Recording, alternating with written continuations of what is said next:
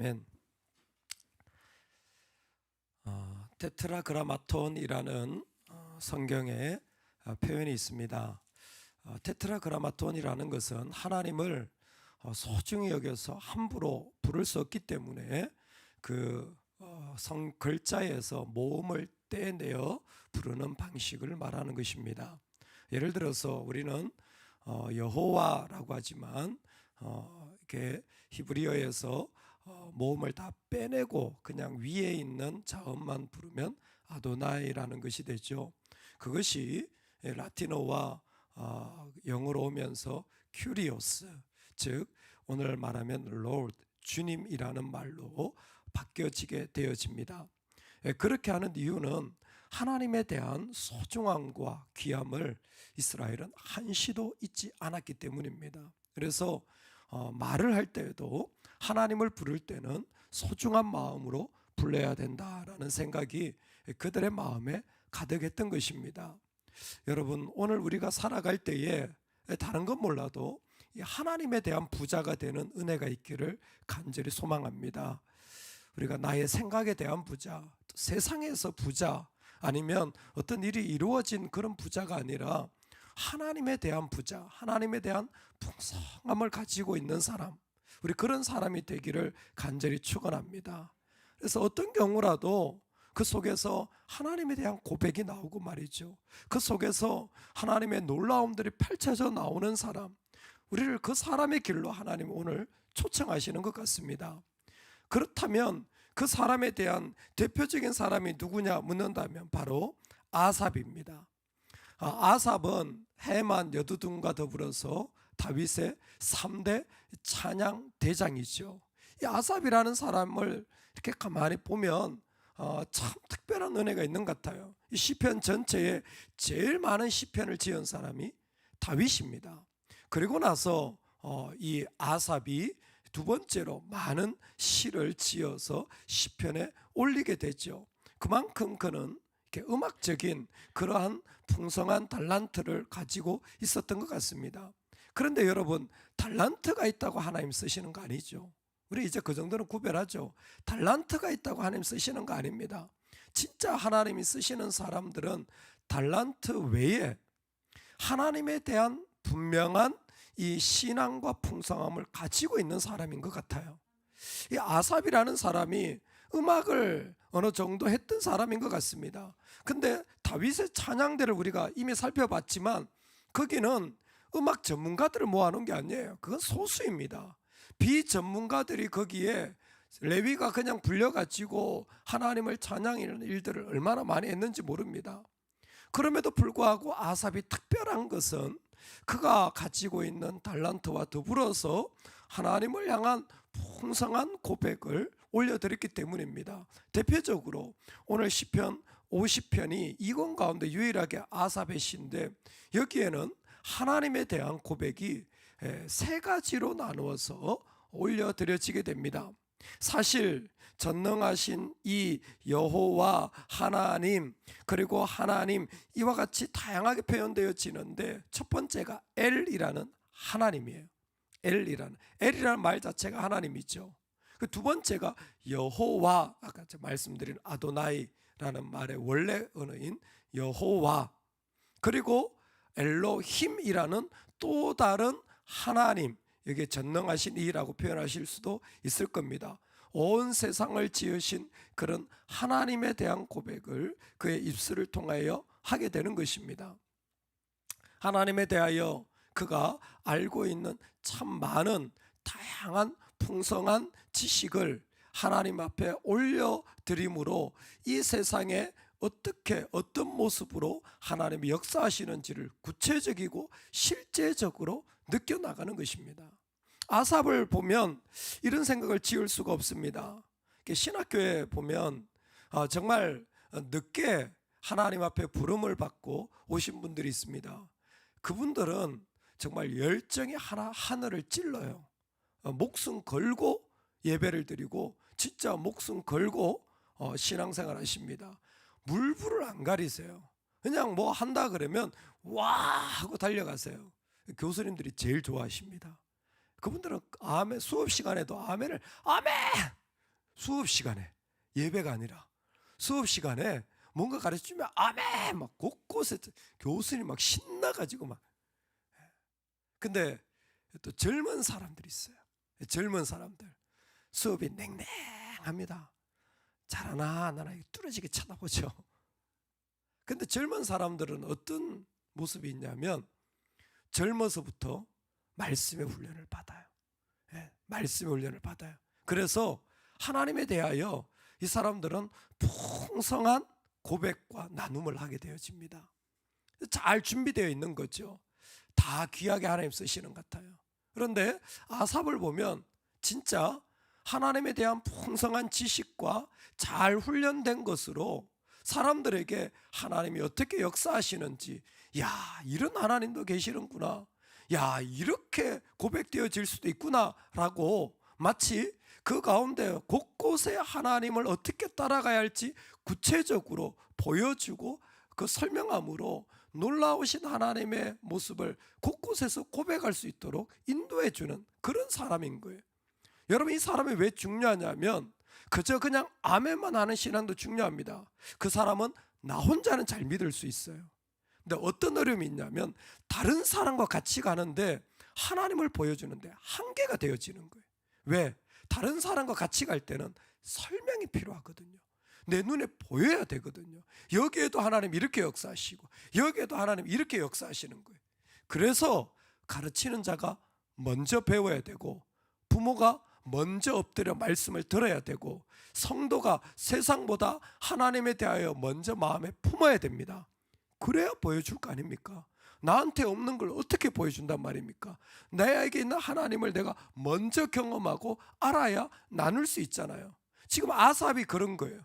이스라엘 백성들이 그냥 일반적으로 했던 어떤 행위들을 그들은 완전히 다르게 봅니다. 저는 핵심이 7절이라고 보는데 우리 같이 한번 보겠습니다. 7절입니다. 다 같이 읽겠습니다. 시작. 내 백성아 들을지어다. 내가 말하리라. 이스라엘아 내가 내게 증언하리라. 나는 하나님 곧 내 하나님이리로다. 아멘. 아멘.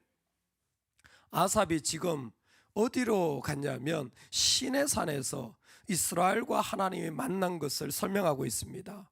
나의 성도들을 내 앞에 모으라. 그들은 제사로 나와 언약한 이들이니라 하고, 하나님과 언약의 결혼식을 했던 시내산에서 그들은 뭘 받습니까? 십계명을 받잖아요. 그곳에서 하나님으로부터 십계명을 받고 그 십계명을 통하여 그들은 제사하는 시스템을 가지게 되므로 하나님과 관계를 맺게 됩니다. 야, 하나님 내 풍성한 사람이 이래서 좋아요. 사람들은 십계명을 붙잡고 제사를 드리고 있습니다. 근데 아삽은 뭐 하고 있는 줄 아세요? 아삽은 제사를 드리면서 제사가 전부가 아니라는 거예요. 아니, 제사가 전부가 아니면 뭐가 전부입니까? 십계명이 전부가 아니면 뭐가 전부입니까? 그게 이스라엘에 가지고 있는 유일한 율법이고 그게 하나님이 주신 자리인데, 예, 귀하죠. 감사하죠. 근데 아삽은 뭐라고 합니까? 그 십계명을 주신 그 놀라운 율법의 자리에 우리가 섰을 때 어떤 하나님? 너는 내 백성이 되고 나는 너의 하나님이 되어야 된다라는, 하나님이 나의 하나님이 되어주시는 바로 관계 속으로 들어가지는 그 하나님이 나한테 의미가 있어지는 것을 누가 고백합니까? 아삽이 고백하는 거예요. 사람들도 아마 이 찬양과 고백 속에서, 이 제사 시스템 속에서 아마 많은 느낌을 가졌을지 모릅니다. 그런데 아삽은 뭐예요? 그 가운데 그 하나님이 바로 나의 하나님으로 온전하게 고백되어지는 그 마음의 친밀함을 가지고 하나님께 나아가는 거예요. 그 친밀함을 가지고 나아가는 이 자리를 이스라엘과 나누고 싶습니다. 다시 말씀을 드립니다. 혼자 은혜 받는 건 나만 은혜 받으면 돼요. 그런데 하나님의 사람들 중에는 나 혼자 은혜 받는 것이 아니라 그 은혜를 흘려보내고 그 은혜를 나누려고 하는 자가 있어요. 그러면 하나님이 내 하나님 되었을 때 그게 어떤 모습인지를 풍성하게 설명할 수 있어야 돼요. 그 자리가 바로 이 말씀의 끝인 22절, 23절이에요. 우리 한번 어떻게 하나님이 되었는지 한 번만 더 말씀을 읽어보겠습니다. 22절 23절입니다. 하나님을 잊어버린 너희여 이제 이를 생각하라. 그렇지 아니하면 내가 너희를 찢으리니 건질 자 없으리라. 감사로 제사를 드리는 자가 나를 영화롭게 하나니 그의 행위를 옳게 하는 자에게 내가 하나님의 구원을 보이리라. 아멘, 아멘. 하나님이 내 하나님 되어진 거예요. 아니, 그 하나님이 내 하나님 되어진 것을 그 안에 깊이 너무 좋아. 하나님 계신 게 내 눈에는 보여. 그래서 앞에 다 읽지 않았지만 엘로힘의 하나님이 온 세상 모든 새들 짐승도 세계와 그게 충만한 것이 다 하나님, 엘로힘의 하나님이거든요. 그 소생 충만한 것을 다 고백합니다. 그런데 결정적으로 그 하나님에 대한 고백을 그는 두 가지로 축약을 하는 거예요. 하나님이 내 하나님 되셨을 때의 모습이 뭐냐면 첫 번째가 감사로 제사를 드린다라는 거예요. 첫 번째가 하나님이 내 하나님이라면 그는 감사의 제사를 드린다는 거예요. 염소의 제사, 양의 제사, 그게 아니라 감사의 제사를 드릴 수밖에 없다라는 거예요. 그 안에서 하나님에 대한 감사와 고백, 감사와 찬송이 같은 말로 쓰이거든요. 하나님을 향하여 그분을 고백하지 않을 수 없는 그 고백이 있다라는 거예요. 그 감사의 찬송이 오늘 어떻게 드려지냐면 그냥 감사가 아니라 감사로 제사를 드리는 자가 나를 영화롭게 하나니 그랬습니다. 그 감사가 하나님께 올려 들어지자 그는 풍성한 하나님을 향하여서 하나님을 기뻐하고 하나님을 향하여 가져야 될 제대로 된 모습을 품고 있다라는 것입니다. 어떤 순간에도 그 하나님을 향하여 그 자세가 반듯한 거죠. 자세가 반듯한 거예요. 여러분, 이런 사람을 만나면 기분이 좋잖아요. 그렇죠? 자세가 반듯한 거예요. 말도 참 예쁘게 해요. 모습도 그 흐트러진 게 없어요. 그렇다고 정장을 입은 게 아닌데도 불구하고 그 마음의 자세가 참 같이 있고 싶은 사람이에요. 왜요? 감사하기 때문이에요. 감사하기 때문이에요. 항상 감사가 나와요. 그 사람보다 더 아름다운 자세를 가지고 있는 사람은 없습니다. 하나님을 향해서도 가장 반듯한 자세가 뭐냐면 감사예요. 애니 딜러드라는 분이 이렇게 얘기했습니다. 나는 죽는 순간 드리는 기도가 제발이 아니라 감사합니다가 되어야 한다고 생각한다. 떠날 때 문간에서 손님이 주인에게 감사의 뜻을 표하듯이 말이다. 제발 이거 주세요. 제발 이렇게 해주세요. 그거 아니라 마치 잘 대접받은 손님이 떠날 때 주인한테 너무 감사합니다. 오늘 너무 잘 먹었습니다. 이렇게 얘기하듯이 내 인생의 마지막에 온다면 나는 감사해야 된다고 생각한다. 그 자리가 우리의 자리다. 여러분, 인생의 끝만 그렇겠습니까? 오늘 하나님을 가지고 있는 자는 뭐예요? 그 앞에 감사의 제사로 하나님 앞에 반듯한 자세를 가지고 살아가는 거예요. 아마 이것은 하나님을 향해서 뿐만 아니라 우리가 살아갈 때도 마찬가지 일이라 생각되어집니다. 감사의 제사를 주님 앞에 드릴 수 있는 관계가 되시기 바랍니다. 그런데 이 감사의 제사는 그 다음과 연결되어져 있어요. 감사로 제사를 드리는 자가 나를 영화롭게 하나니 그의 행위를 옳게 하는 자에게 내가 하나님의 구원을 보이리라. 두 번째 관계가 감사의 제사와 더불어서 그의 행위를 옳게 하는 자, 즉 바른 길을 가는 자라는 의미입니다. 그 길 자체가 바른 길을 가는 거예요. 바른 길을 걸어가는 자가 하나님의 구원을 보는 것입니다. 그 행위를 옳게 함으로 바른 길을 걸어가는 것이 어떤 의미냐면 바로 14절에도 감사로 하나님께 제사를 드리며 한란날에 나를 부르라. 그리고 나서 하시는 말씀이 감사로 제사를 드릴 수 있는 방법이기도 합니다. 어떻게? 진리를 순종할 때 제대로 된 감사가 나와요. 하나님을 순종할 때 제대로 된 감사가 나오거든요. 이것은 하나님과의 관계 속에서 두 번째 사실 우리가 살아가는 본질적인 모습이기도 합니다. 악인에게는 하나님이 이르시되 내가 어찌하여 내 율례를 전하며 내 언약을 내 입에 두느냐. 내가 교훈을 미워하고 내 말을 내 뒤로 던지며 도둑을 본즉 그와 연합하고 간음하는 자들과 동료가 되며 내 입을 악에게 내어주고 내 혀로 거짓을 꾸미며 앉아서 내 형제를 공박하며 내 어머니의 아들을 비방하는도다. 어떤 사람이 있느냐 하면 악인들은 하나님이 주신 말씀을 전혀 따르지 않는 거예요. 따르지 않는 모습을 하나님은 어떻게 너희는 내 자녀를 그렇게 헐뜯고 비방하면서 그렇게 서로 앉아 있느냐? 내 교훈을 버리고 있다라는 거예요. 즉 진리를 순종하고 있지 않다라는 것입니다.